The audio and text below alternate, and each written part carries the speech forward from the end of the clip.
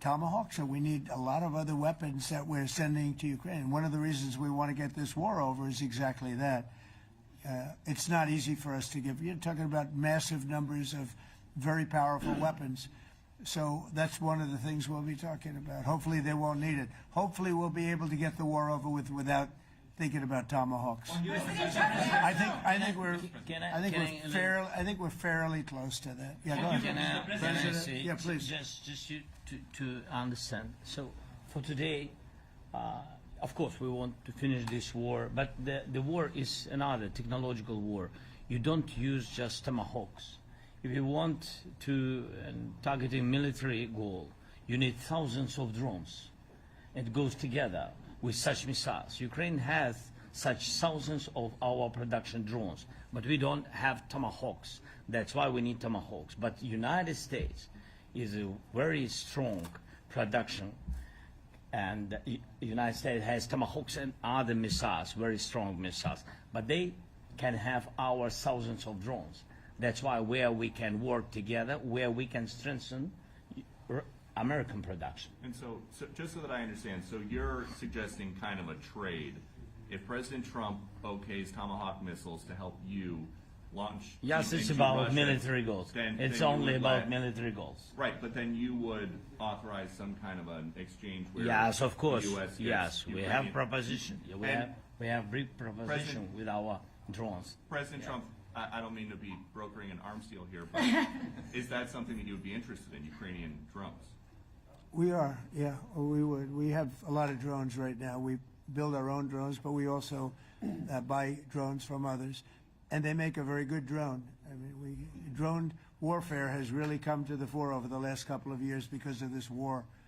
I will say, there's nothing like the jets. You know, we knocked out a lot of drones in Israel. We were knocking them out for Israel, and we were doing it with extremely fast and powerful jets, following the drones and knocking the hell out of them. So, you know, we know a lot about the drones, and we know a lot about the great jets, the great ones. The ones, well, and the B-52s, which were totally they were stealth. They were undetectable. So we have a lot of different weapons. And, you know, I have an obligation also, though, to make sure that we're completely stocked up as a country, because you never know what's going to happen.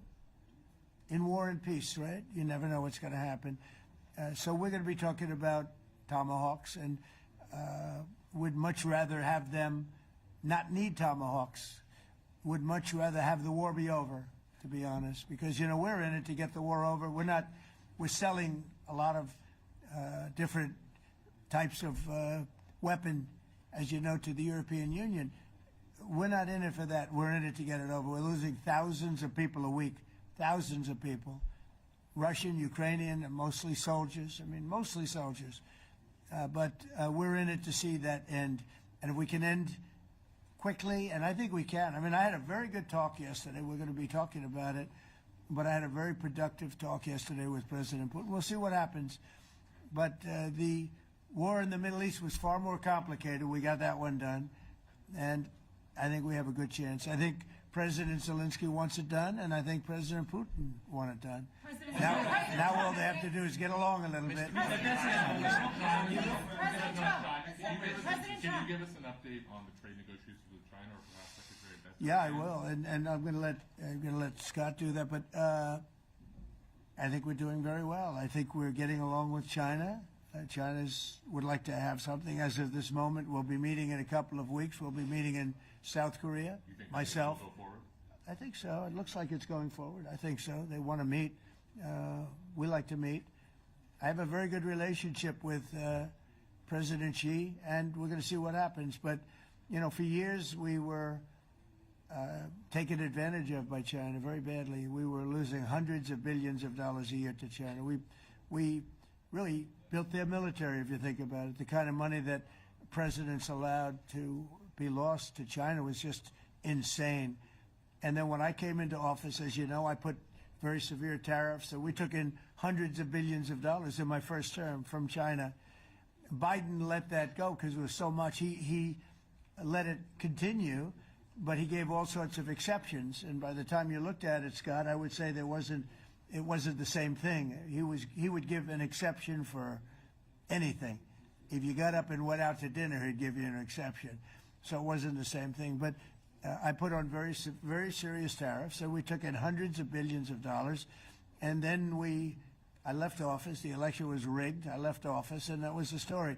Now I come back, and we are in a very strong position because of tariffs. We're in a very powerful position because of the fact that we have tariffs. If we didn't have tariffs, we would be in a very weak position. We would be in a weakened state. But with tariffs, we've made hundreds of billions of dollars, not only from China, but from others. And China wants to talk, and we like talking to China. So we have a very good relationship, and we're going to be meeting in South Korea a couple of weeks. And I just got back from a long trip. I'm going on another long trip. And Scott, do you want to say a few words on that, please? Yes, sir. So the entire relationship stems from the great respect that the two leaders have for each other. China did a substantial, unprovoked escalation last week. We were unable to get in touch with them. Since then, it's been IMF World Bank Week. They have had working level people here who there have been meetings. The Vice Premier, who is my counterpart, and I will be speaking this evening at around 8:30, 9 o'clock. And then he and I and a delegation will meet in Malaysia probably a week from tomorrow to prepare for the two presidents to meet. So I think that things have de-escalated. We hope that China will show the respect that we have shown them. And I am confident that President Trump, because of his relationship with President Xi, will be able to get things back on a good course. Is the hope for that meeting with you and President Xi some kind of trade deal then, or would Could it be. more Look, I think small we're in a very strong differential? position. I think we're in a very strong position. We're getting, as you know, as of November 1st, I could move it up if I wanted, a 100% tariff over and above what we get now. So that would make it about 157%. And China doesn't want that, and they want to talk, and we're talking. And I think we'll make a deal that will be good for both. I think we will do something. But you have to understand, we never got anything from China. It was a one-way street. For many years, for decades, it was a one-way street. And they became rich because of the United States. And frankly, presidents that, let's be nice, they didn't know. They just didn't know. They didn't understand what was happening to them. But I understood it. I understood it long before I ran for politics. I used to watch in amazement at how stupid our country was, how stupid they were. And we're not stupid anymore. And that includes with the European Union, that includes with Japan and South Korea. All we want to do is be treated fairly. But the fairly is hundreds of billions and even trillions of dollars coming into the United States. And it's our national security is secure because of tariffs. If we didn't have tariffs, we would have no national security. So it's very important. Will you seek China's help in ending the war in Ukraine? Do you need them to put pressure on Russia? I'll be discussing that, but I'd love to see it ended before that. I mean, I think we have a chance of ending the war quickly if flexibility is shown on behalf. And again, we're not losing people. The United States is not. We're not losing people. We're not spending money. We're getting paid for the, ammunition and missiles and everything else that we're sending to the European Union, but to NATO. But it's very similar. If you look at the countries, I mean, it's very similar. And we just made a very fair trade deal with the European Union, and what we wanted, and we made a very good deal with NATO too. They pay for all of this. That's not what we're in this for. We're in it to save thousands of lives every week. Thousands and thousands of lives. That's why we're in it. And I think we have a very good chance of bringing this war to a conclusion. President, and your cabinet has done honestly an excellent job. I think that a lot of people could agree to that. Thank you. I'm speaking as someone who lost my father in a war, so I know the human cost. What would your advice be to American leaders, to world leaders, to neocons, to TV hosts who often speak about conflict in abstract or strategic terms rather than the human cost and the human terms? Look, my only statement is we have to get together. It's a very small group of people. It's the president, and the president. Okay, 3 presidents. And I'm the mediator, President. And I'm mediating not an easy situation. It should be easy, but it's a lot easier when people understand each other, when they get together, and when they like each other. We don't necessarily have that situation as far as like is concerned. Maybe it can turn around. Maybe it can. But in the meantime, we'll have them keep a little bit of distance, and we're going to see if we can get it done. This is number 9, okay? This will be number 9 for me. I've solved 8, including the Middle East. I've solved 8. This, I thought, would have been among the easiest. We solved, President Putin mentioned yesterday Armenia, you know, all of the different wars. He said it was amazing because but the big one that he was surprised that we were able to settle was the Middle East. He thought it was incredible. He was very generous in that sense. This should be something we're able to settle, and I think we will be able to settle. Yeah, Brian? Yes, sir. On that note, you will go down as the peacemaker, no doubt, and you will resolve this war. Well, you know, we resolved 8 others. It's funny how people say that. If you get this one, every time I do one, they forget about that one. I solved 8 wars. Go to Rwanda and the Congo, talk about India and Pakistan, look at Thailand, look at all of the wars that we solved. And every time I solve one, they say, if you solve the next one, you're going to get the Nobel Prize. I didn't get a Nobel Prize. Somebody got it who's a very nice woman, very nice. I don't know who she is, but she was very generous. So I don't care about all that stuff. I just care about saving lives. But this will be number 9.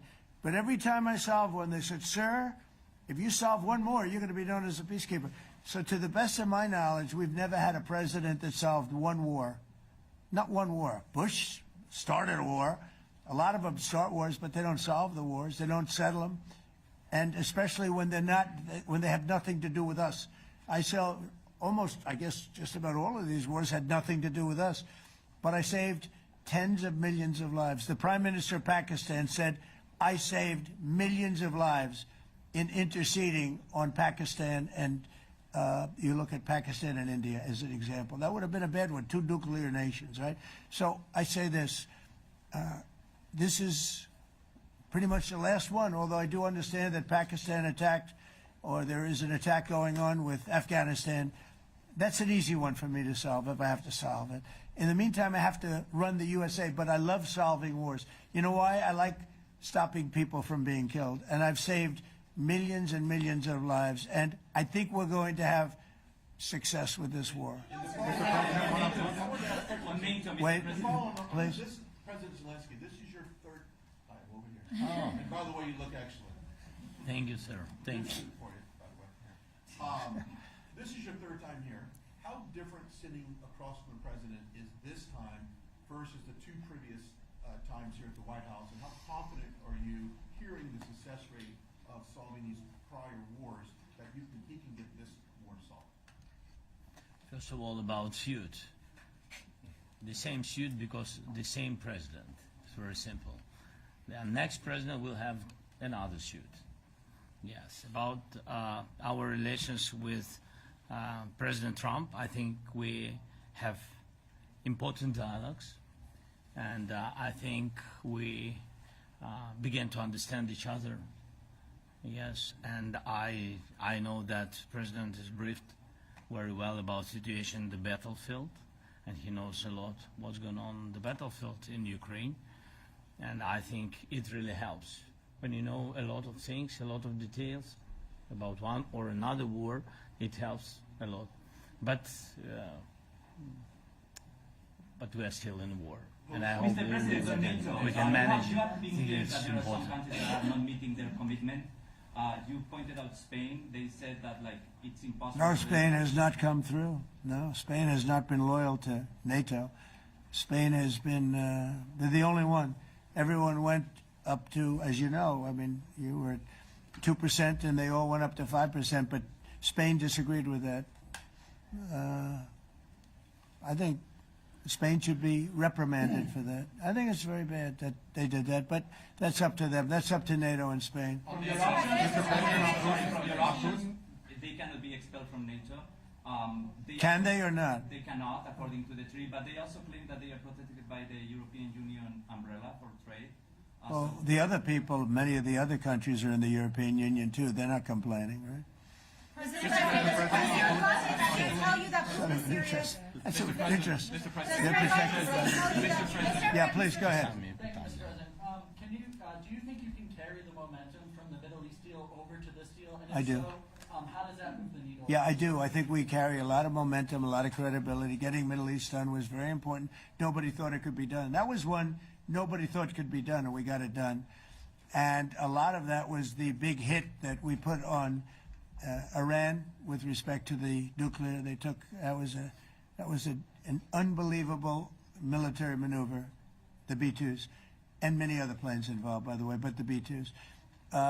Yeah, I think nobody expected that to happen. And, you know, we had 59 countries involved, and these were countries very diverse. You had Arab, Muslim, Jewish, you had every country, Christian, you had every country, and many countries involved, and we got that done. And we got it done pretty swiftly after we set the table properly. We had to set the table properly. This should be one that we get done. And I think the table is set properly here now, too. And it'll be a great honor. It'll be a great honor to get it done. And the Ukrainian people are great, and the Russian people are great. And obviously they have much in common, as we understand. They have a lot in common. So it'll be a great honor to get it done. Yeah. On Venezuela, there are survivors from your latest boat strike. What happens to those survivors? Well, I'll ask Marco to discuss that possibly. Yeah, it's well known there's an ongoing narco-terrorist operation the United States has been conducting. As far as details of any recent strikes, we're not prepared here to announce all those details, but you'll get that information here very shortly. And how are there survivors when these are meant to be lethal attacks?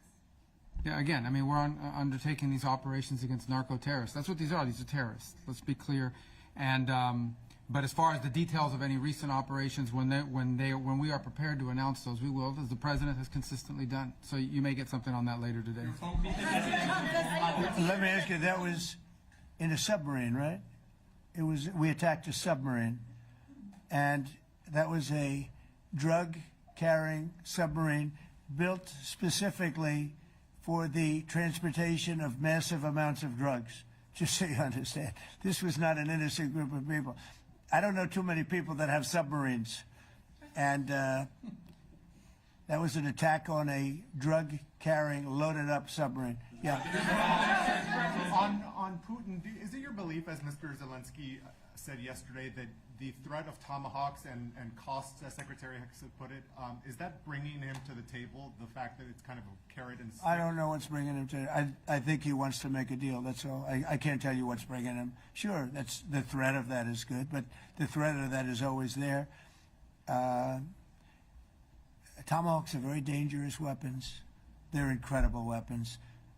If you like warfare, it's one of the most accurate. You know, we hit 30 Tomahawks in Iran after the B-2s did their damage. We sort of gave it a little capper with 30 Tomahawks from a submarine, quite far away actually. But they're an amazing weapon. They're a very powerful weapon, but they're a very dangerous weapon. And it could mean big, escalation. It could mean a lot of bad things can happen.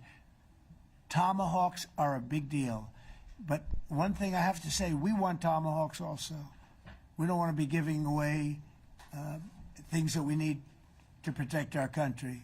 We have a very strong country right now. We have a strong military. We have the greatest military in the world. We have the greatest weapons in the world. I want to get this war over. Okay? Putin-Trump tunnel to connect Russia and Alaska. Are you interested? I just heard about it. A tunnel from Russia to Alaska. I just heard about that one. That's an interesting one. We'll have to think about that. I hadn't heard that. We just did a nice road in Alaska. It's going to get us to a lot of minerals, and we have a piece of it, a good piece of the ownership because of the fact we made it possible. But this came up yesterday, a tunnel from Russia to Alaska. That's an interesting. What do you think of that, Mr. President? Do you have any ideas? How do you like that idea? I'm not happy with this. I don't think you're going to like it. I don't think you liked it. I don't think you liked it. President Trump, do you think that Vladimir Putin, do you think that Putin is your gut instinct? Well, we had a senator that wanted, remember, from Hawaii, she wanted a tunnel from the mainland to Hawaii, and she said, well, we can't do that, so we're going to build a railroad to Hawaii. Do you remember? She's a current sitting senator, a Democrat. She wants a railroad to go to Hawaii, right? You know who that is, right? She's another beauty. President Trump, your gut instinct. Yeah, please. On your meeting with Putin, aren't you concerned that maybe the Russian president is trying to buy himself more time? Yeah, I am, but, you know, I've been played all my life by the best of them, and I came out really well. So it's possible, yeah, a little time. Is your gut instinct it's all right. But I think that I'm pretty good at this stuff. I think that he wants to make a deal. I made 8 of them. I'm going to make a 9th. I think he wants to make a deal. Well, I think that he should have won the war in a week. Yeah, I do think. And if we didn't give the anti-tank missiles, as you know, the javelins they call them, they got stuck in the mud. They would have been in Kiev very quickly. They were heading to Kiev. So, you know, in war you have a lot of luck too. You know, weather has won war, and the cold and the heat and all things take place in war. But that was a very interesting moment when the tanks started rolling and some brilliant general said, let's go through the mud instead of going down the highway, right? So they got a little bit lucky. But you know where they really got lucky? I gave javelins. That wasn't given by Barack Hussein Obama. He gave them sheets. You know, there's a statement.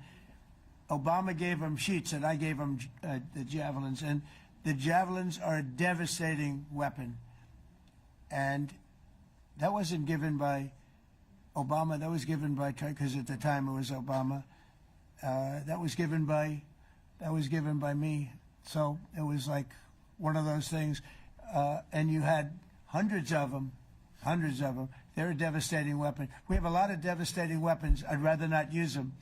But that was a big moment. You know, when the tanks got stuck, they got stuck. And call it luck or call it talent. I'm not sure what you'd call it, but it was a big moment in time. Do you think Democrats will give you credit? Do you think Democrats will give you credit when you finally end this war, like they did with the war in the Middle East? And I think right now the Democrats are really damaged, mentally damaged. They want to take $1.5 trillion with a T, $1 trillion, and give it to people that invaded our country. They came into our country illegally, from prisons, from mental institutions, gang members. They want to give them health care and take it away from our citizens. We're not going to do that. $1.5 trillion. They want to destroy. They want to destroy our health care system. We're not going to let that happen. Authorize President CIA operations in Venezuela as part of. Well, I wouldn't say that, but some interesting things are happening around the world. I'll say that. Mr. President, it has been reported that Maduro offered everything in his country, all the natural resources. He even recorded a message to you in English recently, offering mediation. What should we do in order to stop that? He has offered everything. He's offered everything. You're right. You know why? Because he doesn't want to fuck around with the United States. Thank you, everybody. Thank you. Thank you, everybody. Thank you, guys. Thanks, guys. Let's go. Start moving. Thank you, guys. Let's go. Thank you, guys. Thanks, guys. Thank you, press. Thank you, press. Thanks, President Trump. Thank you, Peter. Good job. Thank you, guys. Thank you, press. I don't know, join us if you'd like.